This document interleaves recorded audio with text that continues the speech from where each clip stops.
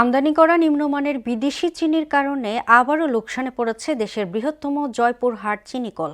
একদিকে দেশীয় চিনির উৎপাদনে খরচ বেশি, অন্যদিকে আমদানি করা চিনির দাম কম। এতে অবিকৃত থাকছে জয়পুরহাট চিনি কলের পণ্য, ফলে হুমকির মুখেই থাকছে দেশীয় চিনি বাজার। মিলন রায়ানের প্রতিবেদন, জানাচ্ছেন তাসিন তারিন। ৬০-এর দশকে স্থাপিত দেশের বৃহত্তম জয়পুরহাট চিনি কল দিন দিন লোকসানের মুখে। আমদানি করা চিনির দাম কম হওয়ায় এখানকার চিনি থাকছে অবিকৃত।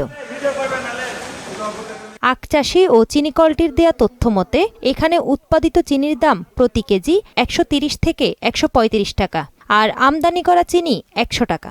মাত্র ১০০ টাকা কেজি। আর আমাদের জয়পুরহাট মিলের চিনি ১২০ টাকা। যদিও এটা পুরাতন চিনি, নতুন চিনি আসবে সামনে।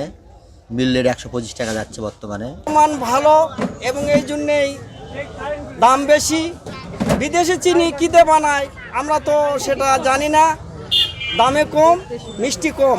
আমদানি করা কম দামি চিনির গুণাগুণ যাচাই না করেই ক্রেতারা ঝুঁকছেন সেদিকে। তাতে অবিকৃত থাকছে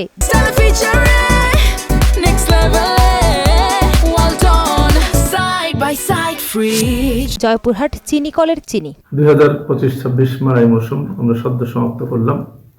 এবছরে ৫৪,৪০৮ মেট্রিক টন আখ মাড়াই করে ২৮০১.৫ মেট্রিক টন চিনি উৎপাদিত হয়েছে।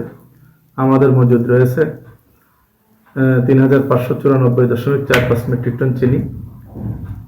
সদর দপ্তরের নির্দেশনা মোতাবেক আমাদের চিনি বিক্রয় কার্যক্রম অব্যাহত আছে। এই বছর উৎপাদিত চিনির সঙ্গে গত বছরের অবিকৃত চিনি সহ মোট মজুত রয়েছে প্রায় ৩৫৯৪.৪৫ টন। তাহসিন তারিন, মোহনা সংবাদ।